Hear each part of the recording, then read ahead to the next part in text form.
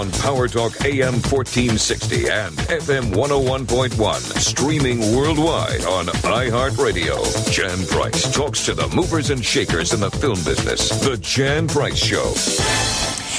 You're listening to The Jan Price Show, and my guest today is writer-director Adam Rifkin, and we'll be talking about his new movie called The Last Movie Star, starring Burt Reynolds. Welcome, Adam. Thank you. I'm happy to be here. I'm happy to have you here. I love this movie. We met at the Napa Film Festival, and I love this movie. So we're going to get into it and talk a little bit more about that. But before we get into talking about the movie and you've had a wonderful career, and you've done some amazing things. Thank you. You're welcome. You're welcome. I want to find out a little bit about your background and how you got into this crazy business. Well, I'm from Chicago, and I grew up loving movies. My first love was a love of monster movies, and I saw them all the monster movies that I saw when I was a little kid. I saw on a local television show called Svengoolie, who is still on and still doing it. He's sort of the last local television horror show host. Remember there used to be so many of them, Elvira and Zachary and so many around the country, but Svengoolie is the last one who's still doing it. Anyway, on his show, I saw all the original Universal monster movies, all the Hammer horror films, all the Japanese giant monster movies, all the AIP drive-in movies, and I just fell in love with monster movies and horror movies. And as I got older, that evolved into just a love of all kinds of movies. And I spent my youth making movies with all my friends and my dad's home movie camera. And all the while I had planned on, once I was old enough, moving to Los Angeles and pursuing it for real. So I moved to Los Angeles when I was 17, and I figured out pretty early on that there's no magic to getting a movie made. You just need the money to make it, and suddenly you are making a movie. So I wrote scripts and knocked on doors and tried to get my movies funded, and I got really lucky and got to make my first movie when I was about 19 or 20. Wow. What was that movie? That was called Never on Tuesday, and it had a very cool cast. The three leads were Peter Berg, who's a big director himself right now, Claudia Christian and Andrew Lauer, but also the supporting cast were Nicolas Cage and Charlie Sheen and Cary Elwes and Emilio Estevez and Judd Nelson and Gilbert Gottfried. We had a really great cast. Oh, my goodness. That's amazing. But it's a very obscure film. I mean, it's very hard to find these days. But it was a great first opportunity for me, and it got the ball rolling. And making that film was really my film school, and I feel very lucky about it. You should feel lucky about that. So where did it go from there? What was your next film? Well, that film opened up a lot of doors for me. It didn't. My first life lesson in Hollywood came out of the experience making that film. When I was making it, I naively thought, I'm making a movie at 19, 20 years old. I'm going to be rich and famous. I'm going to be a big director right off the bat. And we made it independently, and we screened it for all the different distributors, and all of them were interested in buying it. But one of the financiers, I should say, only would sell it Paramount Home Video, because Paramount Home Video was the only company willing to make a unique deal with him where they would release it on home video, and they would give him $2 million on top of that with which to release it theatrically himself through his theatrical company. But what they didn't realize is that he didn't have a theatrical company. He just snookered another $2 million out of them, and my movie, as a result, never got a theatrical release. And it was a very heartbreaking lesson to learn that people are unscrupulous in Hollywood. I never knew that at the time. Funny. But no, seriously, it was depressing for a minute, but it's still, the opportunity to make my first movie at this young age got the ball rolling and opened a lot of doors. So it was, a bummer that the movie didn't get seen by more people, but it also was my first chance to make a movie, so it was a great opportunity. And the next job after that came because one of the studio heads who had screened that movie at Fox, but didn't get a chance to buy it, he hired me for my first studio job, which was at the time to write and direct what was going to be the new Planet of the Apes movie. Oh, really? And before the word reboot existed, it was going to be a reboot of the franchise. And I wrote it, and he loved it, and we were all set to go into pre-production. And then he got fired as the studio head, and my project got shelved. And that was my second big life lesson in Hollywood. But, you just develop a thick skin, and you keep moving forward because we love movies, right? Right. And were you able then to move that forward somewhere else with someone else or not? No, Fox owned the franchise, so it lay dormant for a while until it was, it changed many hands after I was involved with it, and then Tim Burton made a version of it, and then it got completely rebooted in this current iteration, which I think are fabulous. So was your first film, what was it about? Was it a horror film? Because that's what you No. liked. Okay, it was not. It was well, here's what's funny. The one of the producers who funded it, he was kind of an old timer, and he had produced a lot of classic films, and he was making a lot of small independent films at that time. His name is Elliot Kastner, and he was a great producer of many classic films, Where Eagles Dare and HUD and all kinds of really Brando films and Jack Nicholson films and Paul Newman films and Richard Burton films. Great guy, and he was the one who funded my first film. He'll always forever be my hero for that. Right. Anyway, he said he was making a lot of low budget movies, and he said he'll give me an opportunity to direct my first movie if I have something for the kids, meaning for the teen audience, right? Right. So he asked me, do I have anything for the kids? I had submitted a different project to him, and he didn't want to make that one. But I said, yeah, I have something for the kids. He said, well, bring it in tomorrow. I said, well, can I just do a little polish on it and bring it in next week? He said, okay.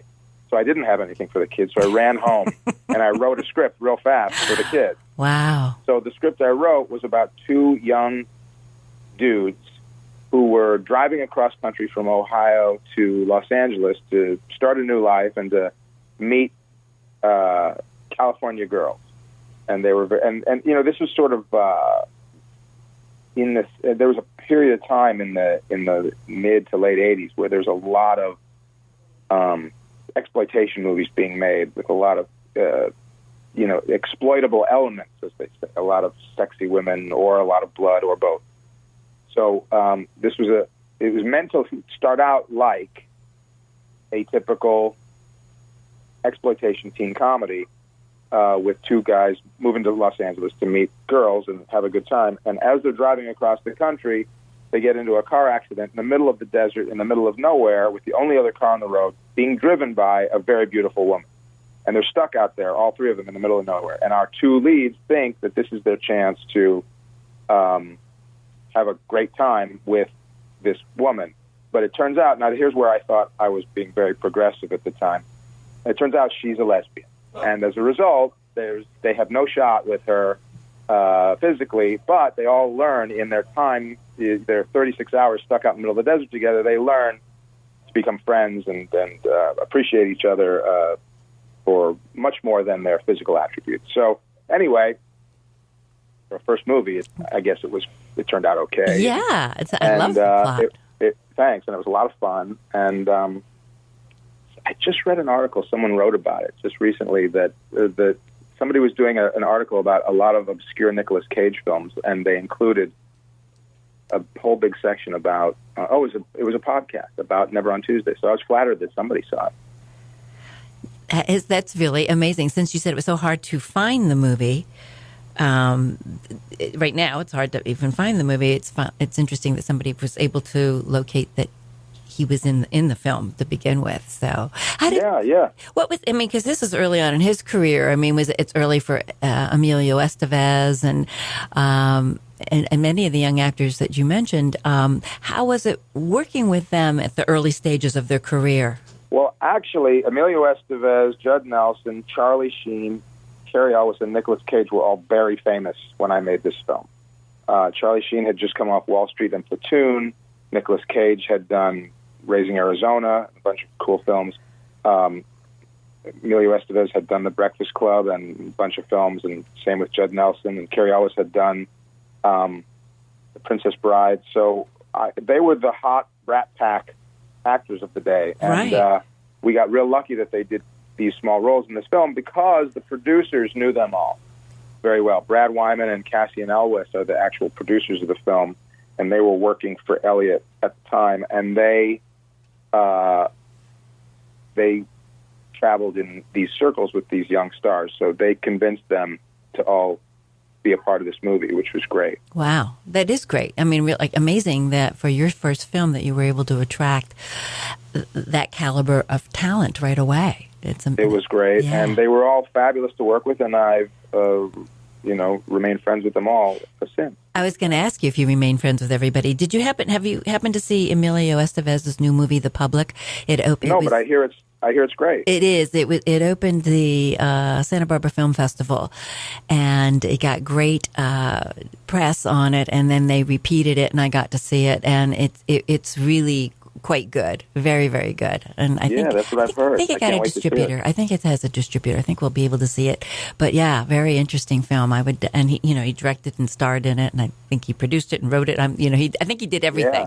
Yeah. He's a talented guy. Yes, he is. He is. But it's a really interesting film. So you'll have to check it out when it comes out. I will, Adam. for sure, definitely. Well, we're going to take a quick commercial break. You are listening to The Jan Price Show, all about movies on Power Talk 1460 and 101 FM. And like The Jan Price Show on Facebook and check out thejanpriceshow.com.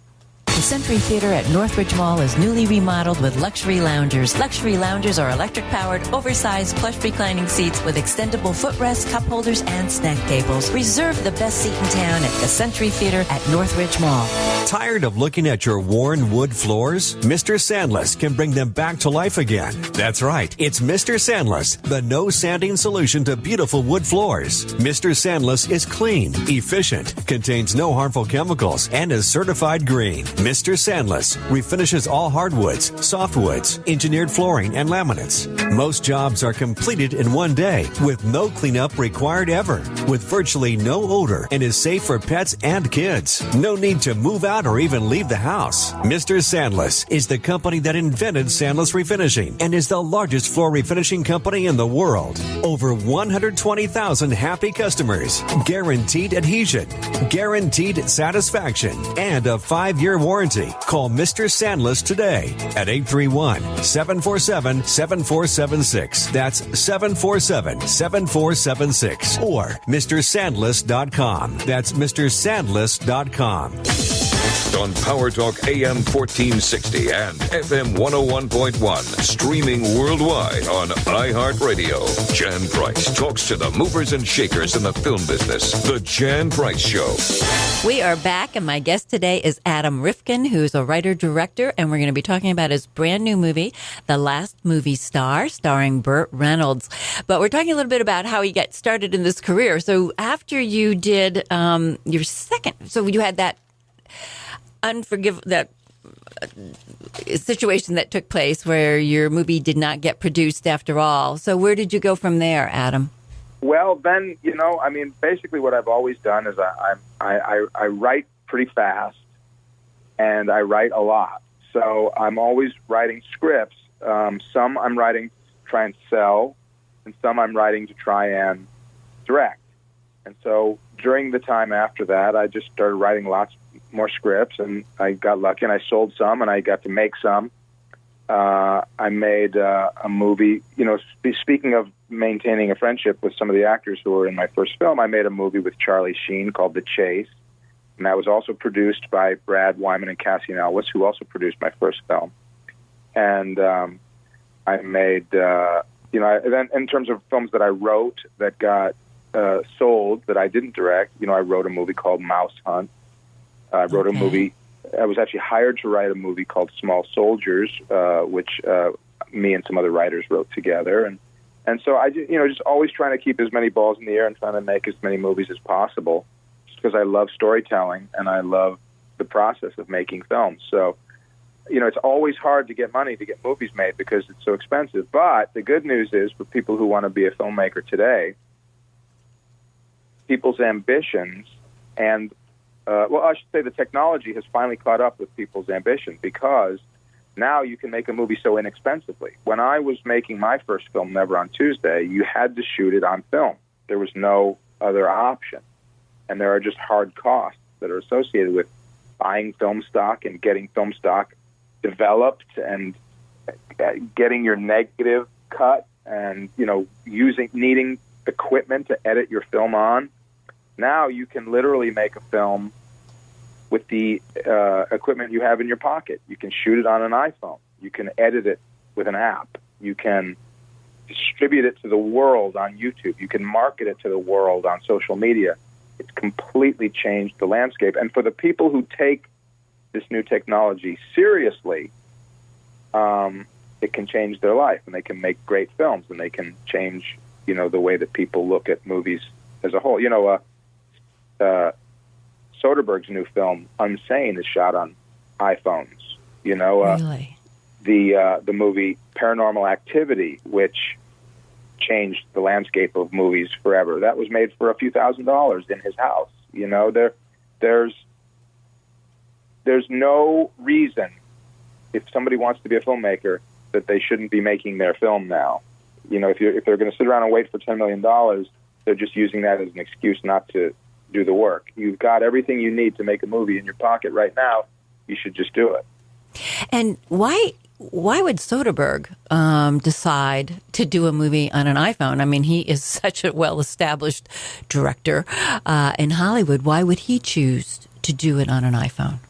Because he's a genius. Yes, he embraces all the new technologies and all the most experimental ways of making films and distributing films and all the different types of stories he can tell. He tells big stories like the Ocean's 11 movies, right. And he tells small stories like this current one, Unsane. He's one of the rare few who is as successful as he is, who gets excited about these kind of experimental projects and these experimental ways of telling new stories, and I think it's great. Well, he certainly changed the landscape with his first film, or one of his early films, Sex, Lies, and Videotape.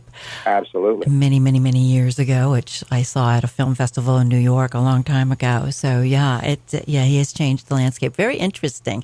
So how has it changed for you? So for you and the work that you do, how has it changed? Are you utilizing more of today's technology, or are you still wanting to do movies on film? Well, I never shoot on film anymore. Film is beautiful, and I love film, and it looks great, and it's fun to work with, but it's too cost prohibitive unless you're able to work on such a large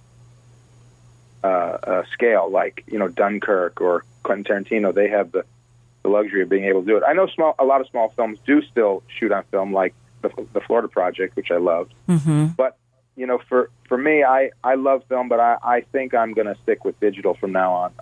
It's just more affordable, and I think a movie doesn't have to look like it was shot on film. It just has to look good. And trying to make the digital image look like a film image isn't necessary. I think if you tell a compelling enough story, if you care about your characters, that's what's important. And we've all seen big, beautiful, glorious Hollywood movies that aren't good or are boring or don't engage us in some way. And we've all seen lots of teeny little movies that are absolutely riveting because story and character are key. And the best production value is talent. So if you've got a great script, if you've got talented actors, if you can direct to some degree with a little bit of panache, you don't need a lot of money to tell a good story. I agree. By the way, I'm sorry to interrupt you, but speaking of the Florida Project, Sean Baker, who directed that, his previous film, Tangerine, was shot on an iPhone, and it's a fantastic film. Yeah, I think he was one of the early ones, or at least one that got a lot of acclaim for Tangerine, and certainly brought the thought that you could do a movie on an iPhone, to the forefront of people's consciousness, which, wasn't a thought that people thought they could do a movie on an iPhone until he did it. Yeah, and he is really becoming quite a great storyteller and director. So I'm looking forward to fabulous. What he does next, for sure. Me too. I love all his films. And I'll tell you, it's an exciting time for film, for cinema, I should say, because the process is more democratized now. So people can come out of nowhere with a film, that was made inexpensively and wow people at a film festival and get picked up and get seen and inspire people. I think it's really a neat time. It is a unique time, and it is changing the landscape for sure. And we are getting, I think, it's all, as we all know, and you're a writer, it's about the story. If the story has to engage you. But you're right. If you can have a great story, and if you don't have good actors, putting it together, or even the director too, obviously is a big part of the process. If you don't, then it just gets lost no matter what. But a lot of people ask along those lines, what you're saying. A lot of people ask me, what does a director do? Right? So they know what the actor does, and they know what the cinematographer does, and they, a lot of people know what the producer does. Basically, they assume that the producer somehow either has or facilitates finding the money. But what does the director do besides say action and cut? Well, the director is the one who makes all of the different creative choices that add up to the movie that you see. So when you're making a movie, it's the director's choice who plays the part. It's the director's choice who is your cinematographer. It's the director's choice who is the production designer. And so it takes talent to spot talent. That is a talent. So if you have good taste in actors, and if you have good taste in cinematographers, and if you have good taste in screenplays, that's the job, assembling a great team. And so hopefully, and then every choice along the way, all day, every day when you're shooting. I mean, but the final film is the sum of these choices. So, hopefully you're assembling a team of talented people because you're adept at spotting talented people, and hopefully you're good at making the right choice in the face of, a possible good or bad choice. And, by the end of the day, hopefully you've made more good decisions than bad decisions and have a movie that's, hopefully good. Well, everybody has their own style of directing, and Clint Eastwood doesn't like to do a lot of takes. He's like, get in, get out, do a couple of takes, and then he's pretty much over it. There are other directors, that I've heard about that just do like a trillion takes, which wears out the actors. So what is your style of directing? Well, it's a difficult thing for me to summarize. My style of direct, first of all, I never lose my cool. That's good. I'm a very even-keel person. And that's important on a set. You hear stories where the director is not even-keeled and it affects everything, but I think it's really important in that position to be even-keeled because there's so much going on. It helps me. All I can say is it helps me. I mean, there are many great filmmakers who are, yellers and screamers who've made really great films, and everybody is terrorized the entire process, but somehow on the other, out the other side comes a great movie. Right. A lot of times people are yellers and screamers and the movies are bad. So it's a miserable experience and a bad film at the end of the day. Mm-hmm. So, but for me, I'm very even keel. To me, making a movie is so much fun because it's my lifelong dream to make movies. So the fact that I get to make them is always going to be fun for me because I can't believe I actually get to do this as my job. So why would I want to have a miserable time and make other people miserable in the process? Yeah, exactly. I also would say, so that's part of my style is just, I love the process. So it's enjoyable to me and I want it to be enjoyable to other people. And then as far as as the number of takes or things like that, it really all depends. I mean, there are some actors I've worked with who are perfect on the first take. And then maybe you do a second one for safety and then you move on. There are other actors who are perfect on the 10th take. It just is the way they were. Right. And you just kind of have to adapt to the people you're working with and know how to get the best out of them. Each person, whether it's an actor or a set decorator or the composer or whatever it is, the director is the conductor and everybody else is in the orchestra. So you have to know how to get the best sound out of the French horn player, which is a different way to get the best sound out of the violinist. So there's a certain amount of people skills that come into it, that, you know how to talk to certain people, certain ways to get the best out of them. That's something that I hope I'm relatively decent at too, So you have to use your intuition a lot, I would assume. You do, and you have to, not only do you have to use your intuition, you have to trust your intuition. Mm-hmm. I know a lot of filmmakers who are indecisive, and that, I think, is the most toxic thing you can be on a movie. Yes. Because everybody's looking to the director to make the final decision about everything. Do you like the blue toothbrush or the yellow toothbrush? So when you're being asked 100 questions a minute, you have to be able to, in an instant, sort of assess how the toothbrush plays into the story and what what works best, for that story. And so, or in assessing it, it doesn't matter. So either you say it's got to be the green toothbrush because he has his favorite color is green. Everything, there's a green motif throughout all his stuff. It's got to be the green toothbrush. Or it doesn't matter at all. You say you pick. I don't care. So, but all those decisions need to be made, and need to be made in a timely way, because everything gets bottlenecked when a director is indecisive. I can imagine that it would be. You are, like, as you said, like a traffic director. Well, we're going to be right back after these brief messages. You are listening to The Jan Price Show, all about movies on Power Talk 1460 and 101 FM. And like The Jan Price Show on Facebook, and check out thejanpriceshow.com. The Ozio Theater in downtown Monterey is now open every day, showing independent and foreign films. The Ozio Theater has new concession offerings, including beer, wine, hard cider, and their homemade Lush Slush. You can now schedule private event screenings for community charity events, birthdays, anniversaries, or just a fun gathering of friends. For more information, visit the Ozio Theater online at oziotheater.com.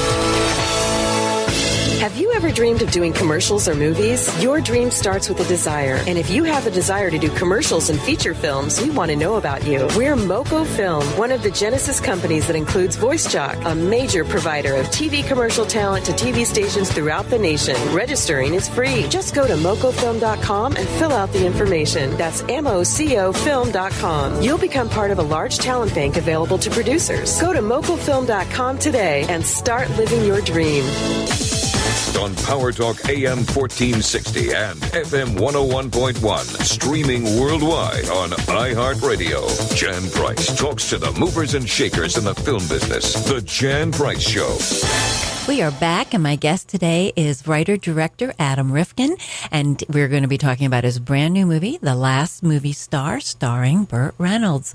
So what director inspires you? Who do you look to for inspiration? Oh, I have so many filmmakers that I admire. There's so many great films. Anybody who's able to make even one great film, I admire.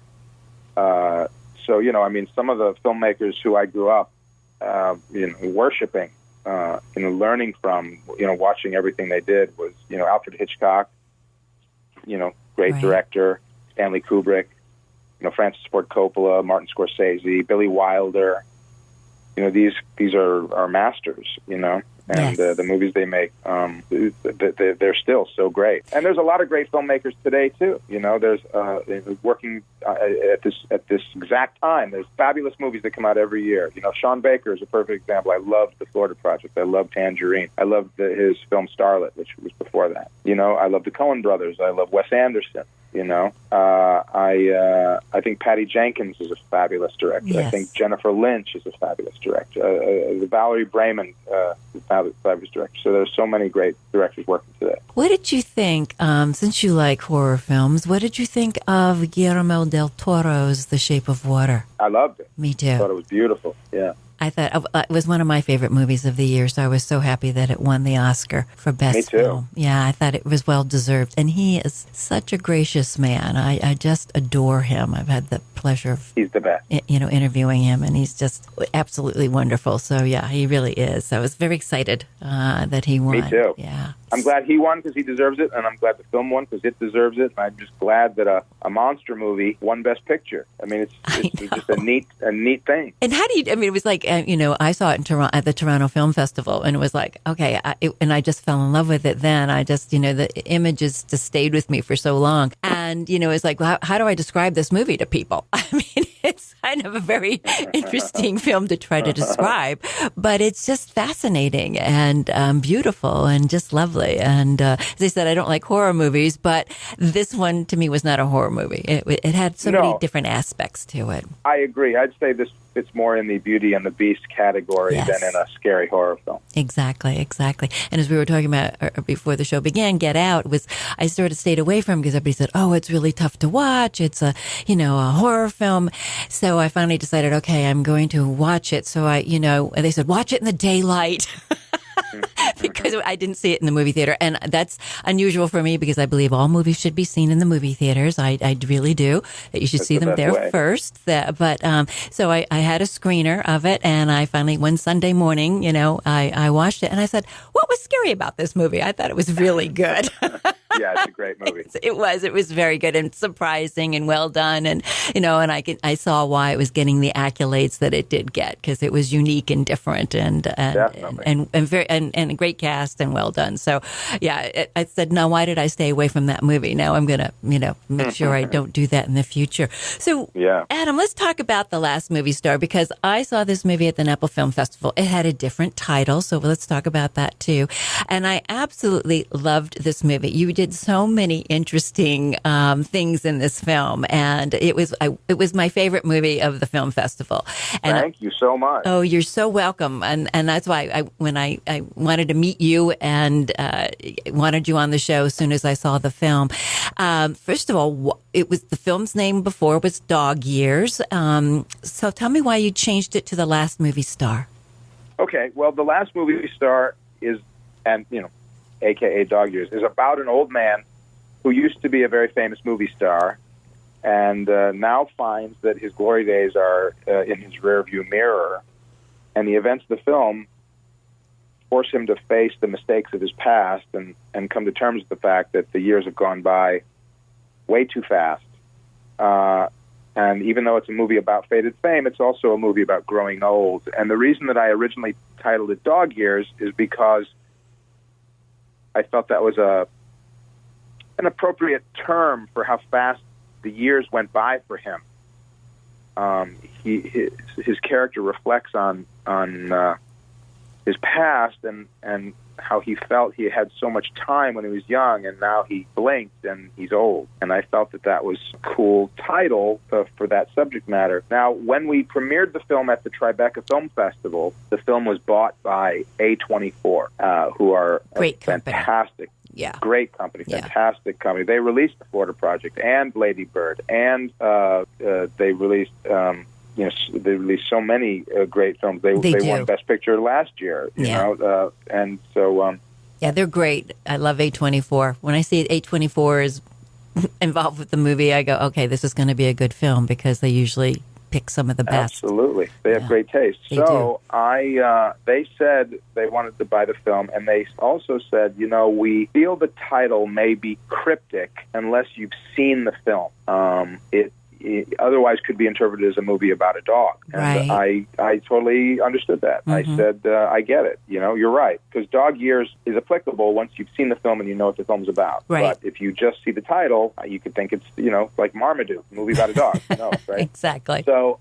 So they said they'd like to change the title, and let's all come up with the title together that we all like. And so they had suggested The Last Movie Star, and we loved it. So we all agreed on that. Yeah, I like the title, too. I think it was a good choice. And I think so. Yeah, I really do. And I agree with the reasons why you changed it. I definitely do. You're right. If you were just looking at that, deciding what movie you wanted to go see, and you saw that title, you're right. You may have assumed what that film may be about and not investigate it further. Well, You, when we talked briefly, you had mentioned that you wrote this specifically with Burt Reynolds in mind. So tell me why you wrote it for him specifically. And he, I have to say, he is perfect for the role, just perfect. I thought he was just wonderful in this movie.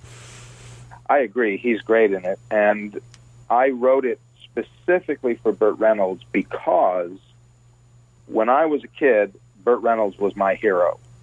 Burt Reynolds, as you know, was the biggest movie star in the world for many years. He was, yeah. And not only was he just a fabulous and larger-than-life movie star, but he also was the best talk show guest ever on any talk show. Yes. And he was just also, when I was growing up, he was just ubiquitous. He was everywhere. He was on talk shows, game shows, movies, television. He was just everywhere. And I just thought he was the coolest guy, and I wanted to be his friend, you know.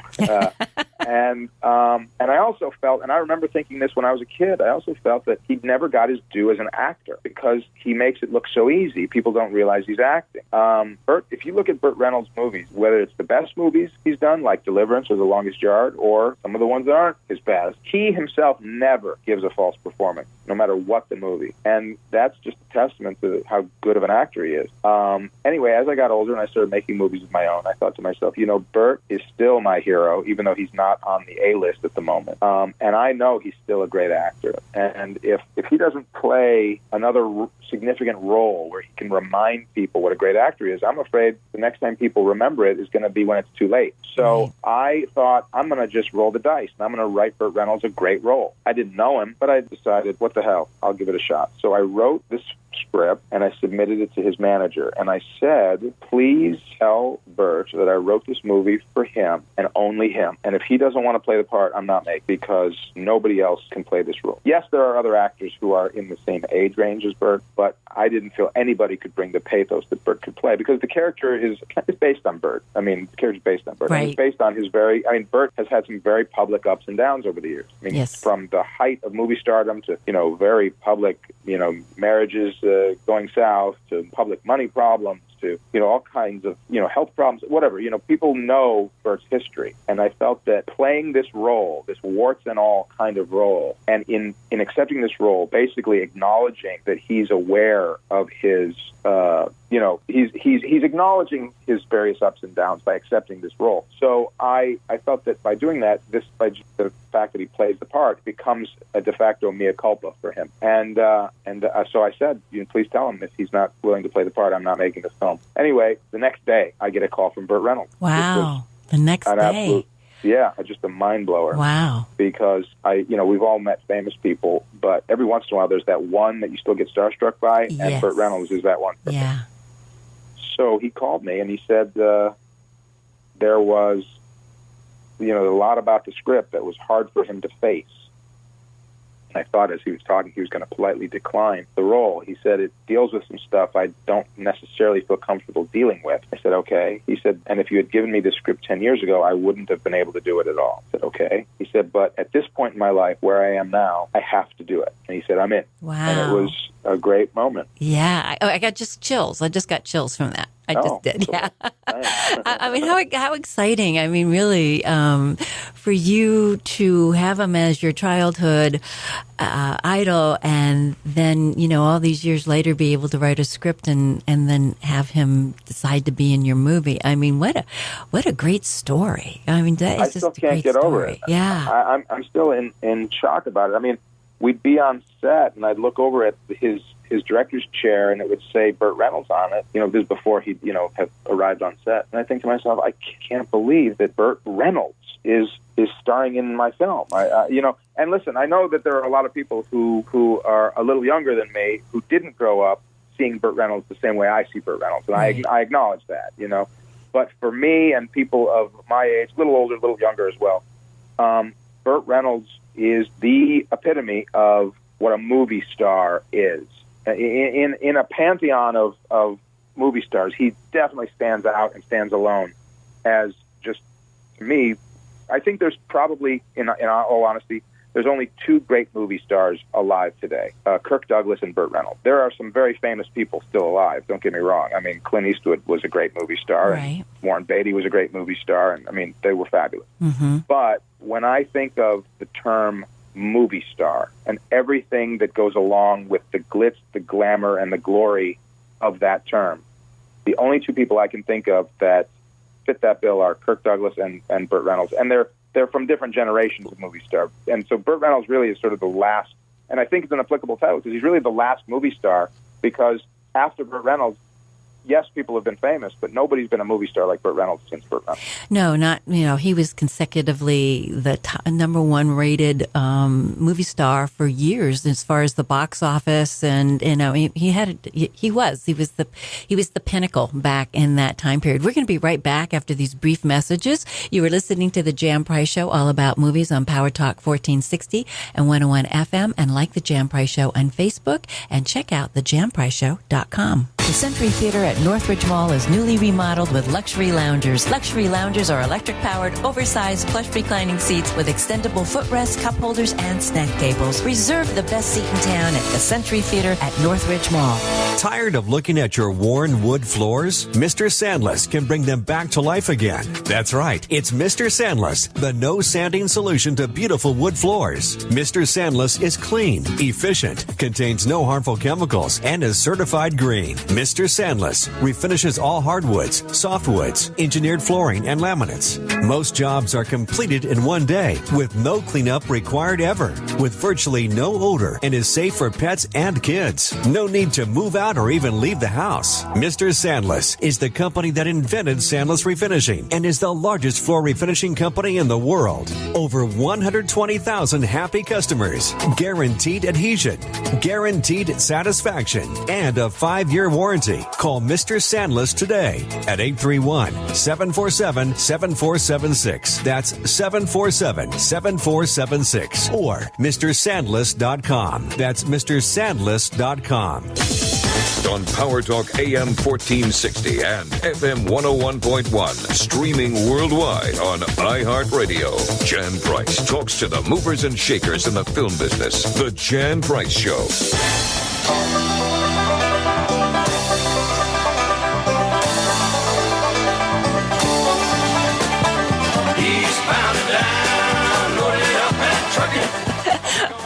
That's a little song from Smokey and the Bandit. And we're talking today with writer-director Adam Rifkin, who wrote and directed The Last Movie Star, which stars Burt Reynolds. And we were just talking about working with Burt Reynolds. That had to be a pinch-me moment when you saw his chair with his name on it on the movie set, Adam. I couldn't believe it. I just would think back to the days as a kid, just having these fantasies of Burt pulling up to my junior high school in his Trans Am and pulling me out of class. And we'd speed away and go hang out, and all my friends would be so jealous. I love it. And for that to literally happen, my 12-year-old self was doing backflips the whole time. I can imagine. Was it hard for you to direct him then because you were in such awe? Did you have a difficult time in trying to direct him? No, and I'll tell you why. He makes it so easy. He said to me early on, and I was very candid with him. I said to him he was my hero, and I'm not the first person to say that to him, but he was obviously very flattered. And he said, listen, we're making this movie together, and we're going to be partners in this together, and I don't want you to feel you can't be honest with me about anything throughout the whole process. I need you as much as you need me on this movie, so we're going to be the gruesome twosome on this movie, and it was absolutely true. He took first of all, he's also a very excellent director himself, so he understands the protocol on a set, and he respects the position of director. So when a director gives him direction, he just understands the process because he as well has been a director and has directed other actors. So he just made it so easy to work with him.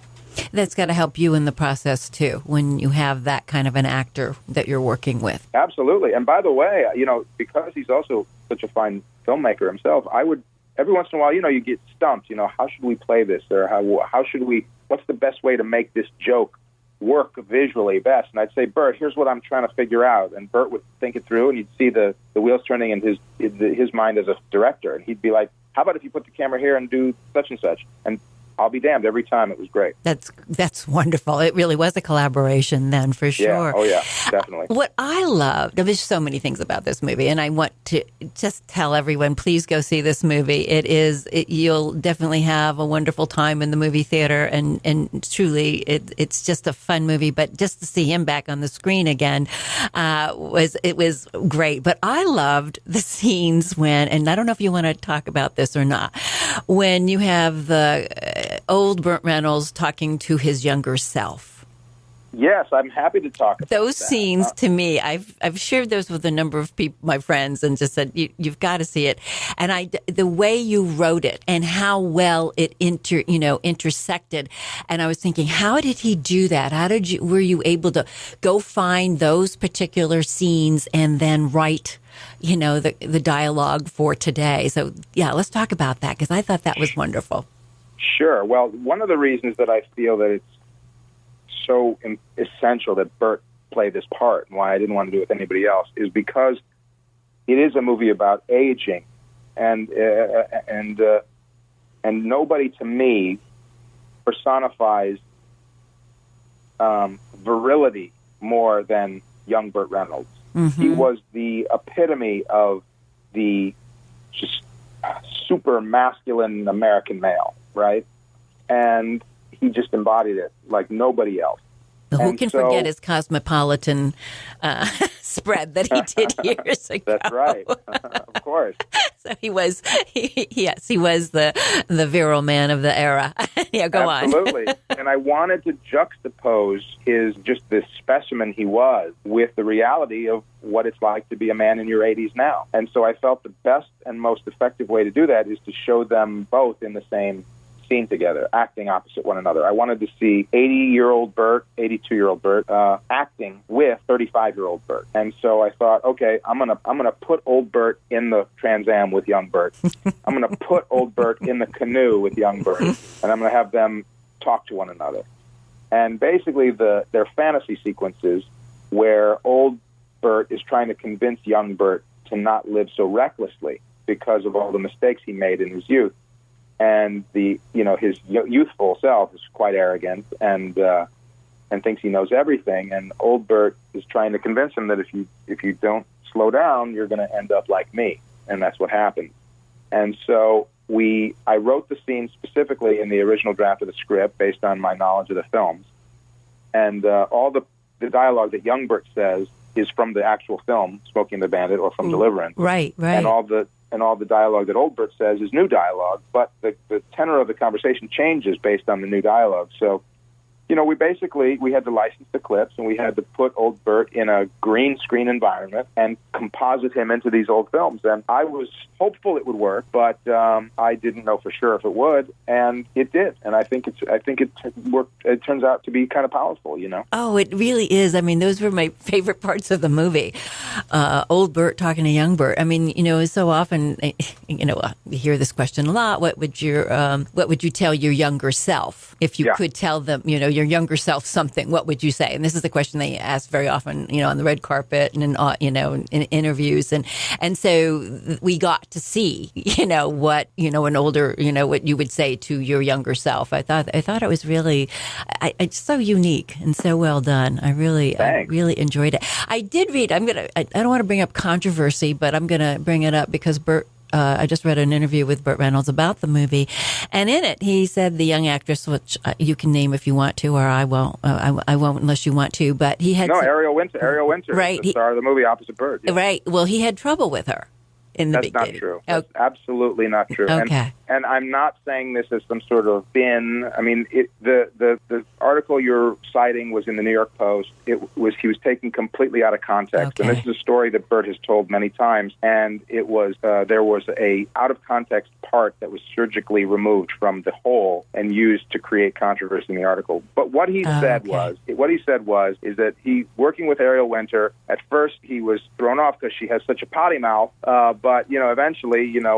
we grew to love each other, but, and it was always in fun because they got along great. They worked great together. And she and he threw barbs at each other the whole movie, and that's part of what's fun about it. She's 18 years old. He's 81 years old when we shoot the movie. But she's also a seasoned pro at 18 years old. Right. She's been starring on Modern Family for, a decade. So she kept up with Burt like nobody else would have been able to do. And they just had such a great, sort of like a fun sort of relationship of antagonizing each other a little bit. Well, so to take that out of context and make it sound like he had trouble with Ariel Winter is just nonsense. Well, and it said in the beginning they did, but that's their role that they had. That's what the roles were. Would exactly do that. Exactly right. Yeah. That's exactly the role of the character she plays. Exactly. That's right. And so he's basically commenting on that, and so the context in which it was described in that New York Post article made it sound like, to create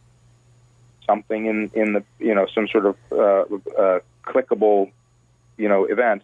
It was meant to seem like there was trouble in paradise, when in actuality that's just not the case. Okay, I'm glad we cleared that up, because I agree with you. And Ariel Winter, by the way, we talk a lot about Bert when we talk about this movie, but Ariel Winter is other star of the movie, and yes. she is with Bert throughout the entire movie, and she's fantastic. She is. She really is, and she was great in the role. We'll talk about, we only have a few more minutes, but I have to take a quick commercial break. You are listening to The Jan Price Show, all about movies on Power Talk 1460 and 101 FM, and like The Jan Price Show on Facebook, and check out thejanpriceshow.com. The Ozio Theater in downtown Monterey is now open every day, showing independent and foreign films. The Ozio Theater has new concession offerings, including beer, wine, hard cider, and their homemade Lush Slush. You can now schedule private event screenings for community charity events, birthdays, anniversaries, or just a fun gathering of friends. For more information, visit the Ozio Theater online at oziotheater.com. Have you ever dreamed of doing commercials or movies? Your dream starts with a desire. And if you have a desire to do commercials and feature films, we want to know about you. We're Moco Film, one of the Genesis companies that includes VoiceJock, a major provider of TV commercial talent to TV stations throughout the nation. Registering is free. Just go to mocofilm.com and fill out the information. That's MOCOfilm.com. You'll become part of a large talent bank available to producers. Go to mocofilm.com today and start living your dream. On Power Talk AM 1460 and FM 101.1, streaming worldwide on iHeartRadio. Jan Price talks to the movers and shakers in the film business. The Jan Price Show.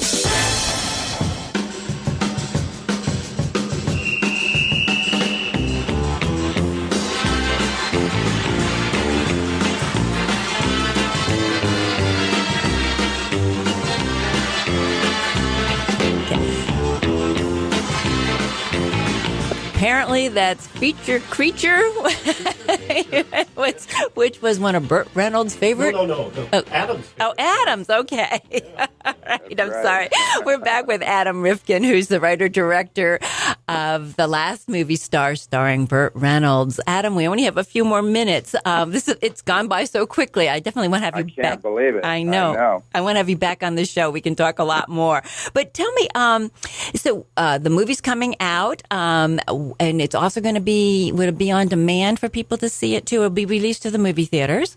Yes, it's going to be, you're going to be able to see this movie in theaters, on VOD, on Blu-ray, on DVD, at Redbox, at Walmart. You're going to be able to see this movie everywhere all at once. It's a release strategy called Day and Date.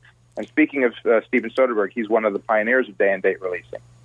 Day and Date. So this is something, So, okay, I was not familiar with this, that terminology. So that's good. That's something new to learn. Anyhow, I love that. So, you want to talk a little bit more about the film itself, as far as